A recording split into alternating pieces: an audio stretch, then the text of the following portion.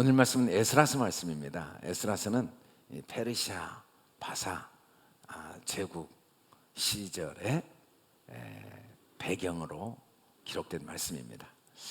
원래 이 에스라서 배경은 범죄할 때 유배의 심판을 내리셨지만 돌이키실 때 회복하시겠다고 하신 하나님의 말씀이 구체적으로 어떻게 이루어졌는가, 특별히 포로 생활을 통해 유대인들의 우상 숭배를 치료하시고 말씀을 알고 순종하고자 하는 소원을 갖게 하신 그 하나님의 손길을 우리에게 가르쳐주고 있습니다.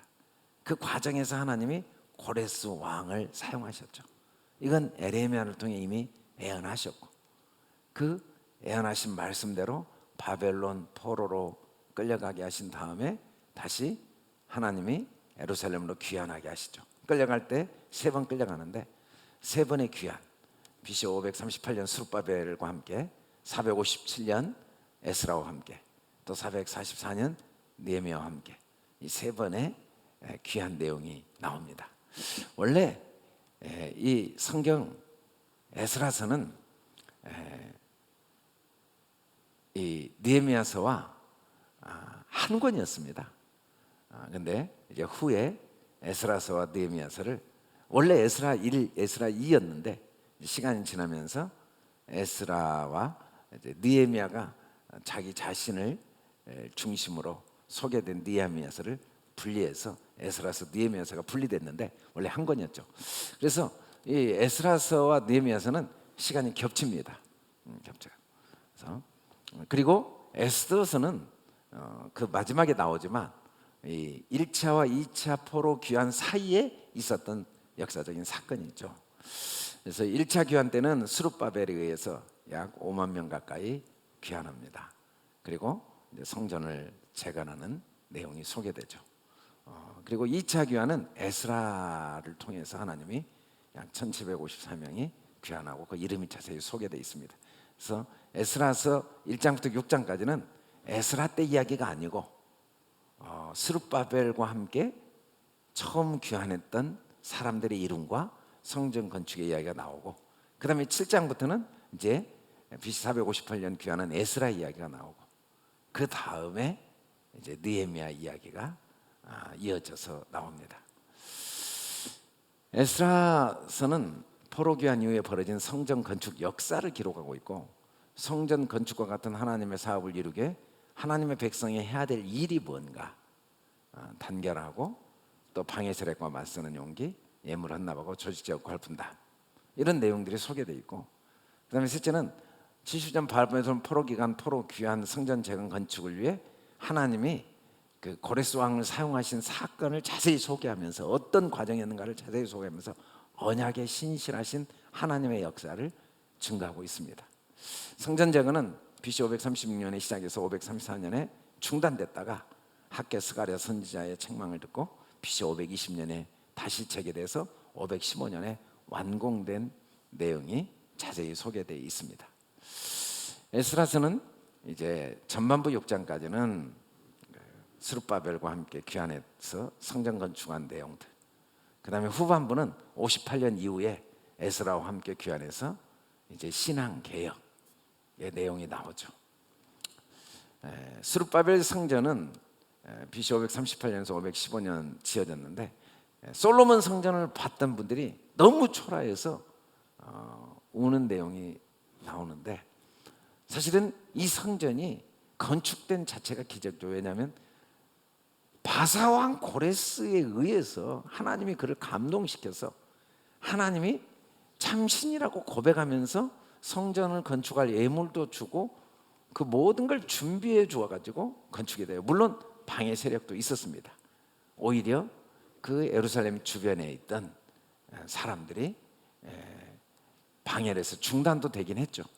그러나 하나님이 오히려 그 과정을 통해서 다시 이스라엘 백성들에게 하나님의 언약을 기억하게 하시면서 학개 선지자와 스가랴 선지자를 통해 성전이 완공되도록 하신 내용이 자세히 소개되어 있습니다. 그 다음에 이제 에스라가 아닥사스다 왕 때 이스라엘에 왔죠. 58년 후에. 그때 와서 한 일이 뭔가, 이 에스라는 제사장 가문이었는데, 에스라는 말이 도움이란 뜻입니다. 도움. 하나님의 도움만을 의지해야 된다는 것. 지금 다시 귀환한 것도 하나님의 도움이죠. 고레스 왕이 한 게 아니에요. 하나님이 하신 거예요. 하나님의 그 왕을 통해. 그러니까 사람 보면 안 되고 상황 보면 안 되고 하나님의 도우심만을 구하고 의지해야 된다라는 사실을 이스라엘 백성에 깨우쳐 주기 위해서 온 겁니다. 그리고 하나님의 선한 도우심으로 자기도 여기까지 왔다.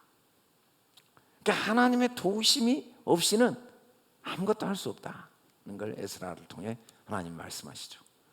하나님이 예루살렘으로 올라갈 뜻이 있는 자는 누구든지 가라라고 고레스 왕을 통해 말씀하시고 은금도 주셨고 기쁘게 예물을 가져가도록 고레스 왕이 했죠. 이 모든 건 하나님이 선한 손으로 도우셔서 하나님이. 그래서 우리는 하나님의 도우심 없이는 아무것도 할 수 없을 뿐 아니라 하나님은 어떤 상황에서도 결국 우리를 도우시는 분임을 가르쳐주고 있죠. 하나님의 성전에 일하는 자들에게 종과 관세와 통행세를 받는 모습을 보면서 이스라엘 백성들이 하나님의 은혜로 살고 있으면서 그 은혜를 알지 못하고 그 은혜를 자기 유익을 위해 사용하는 모습을 보면서 그 죄를 책망합니다. 거저 받았으니까 함께 나눠야 되는데, 그리고 회개하도록, 철저하게 회개하도록. 하나님이 도우시지 아니하시면 우리가 아무리 많은 걸 준비해도 소용이 없지만 하나님이 도우시면 누구도 우리를 이길 수 없다는 거죠. 결국 이스라엘 백성은 그 많은 은혜를 받고도 범죄하는 모습을 보고 에스라는 회개, 통곡하며 온 백성을 모아서 회개하고 하나님의 도우심으로 다시 도우심을 의지하고 뿌리내리도록 돕는 내용. 그게 어떻게 가능했냐면 에스라가 율법에 익숙한 자였기 때문에 가능했다고 말합니다. 익숙함이 얼마나 중요한가. 하나님의 은혜를 아는 게 중요한 게 아니라 그 하나님의 은혜가 항상 깨달아지고 발견되어지는 익숙함이 없으면 그렇게 많은 은혜를 받고도 그 하나님의 도우심을 잊어버리고 또 하나님의 도우심을 구하지 않아서 그 하나님의 도우심이 없는 어리석고 미련한 인생을 살 수밖에 없다는 거죠. 그러나 하나님의 도우심에 익숙한 사람이 되면, 하나님의 율법에 익숙한 사람이 되면, 어떤 경우에도 하나님의 은혜를 발견하는데 익숙하게 되면 어떤 상황에서 하나님의 도우심을 구하여서 결국은 하나님의 도움을 받는 삶을 살게 된다는 겁니다. 하나님의 도우심에 익숙하기 위해서는 하나님의 말씀에 익숙해야 되는데, 구체적으로 하나님의 말씀을 주야로 읊조려야 되고 하나님의 말씀을 잘 이해해야 되고 하나님의 말씀을 잘 적용해야 되는데, 하나님의 말씀을 잘 읊조리고 이해하고 적용한다는 건 첫째는 절대적인 믿음에 익숙한 겁니다. 에스라는 자기 아론 때부터 쭉 이어져 내려온 자기 가문을 이야기하면서 자기 은혜가 어떻게 이어져 왔는가를 자세히 기록하면서 그 1000년 동안 이어져 온 믿음의 유산 속에 자기 신앙이 익숙해졌음을 고백하죠. 우리가 정말 물려줘야 될 건 믿음입니다. 믿음. 그 믿음은 뭐냐면 구체적으로 하나님의 절대적인 사랑을 믿는 거죠. 하나님의 절대적인 사랑. 그리고 우리도 그 값없이 받은 사랑을 다른 사람에게 잘 소개해주고 전달해주고 알려주는 데 익숙해야 됩니다. 진짜 사람을 사랑하고 섬기고 축복하는 건 여러 방법이 있습니다. 내가 가진 돈을 줄 수도 있고 재능을 기부할 수도 있고 아픔을 함께 나눌 수도 있고 고난을 덜어줄 수도 있고, 그러나 진짜 축복은, 남을 축복하는 방법은 하나님의 사랑을 잘 깨닫도록 도와주는 것, 하나님의 도우심을, 그 신실하신 도우심을 잘 깨닫도록 가르쳐주고 도와주는 것, 이게 최고의 축복이죠.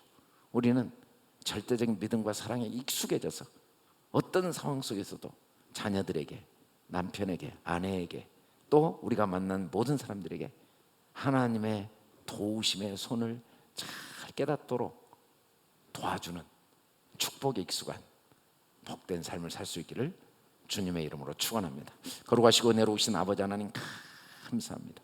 우리를 말씀에 익숙한 사람, 어떤 경우에도 하나님에 대한 절대적인 믿음과 하나님의 사랑에 대한 확신을 갖고, 그리고 서로를 축복하는 데 익숙한, 말씀에 익숙한 하나님의 사람으로 우리를 말씀과 성령으로 도우시고 연단하시고 훈련하셔서 우리로 생명력이 넘치는 삶, 또 다른 사람을 진심으로 축복하고 그리고 하나님께 영광을 돌리는 복된 삶을 살게 우리를 도우시는 은혜에 감사합니다.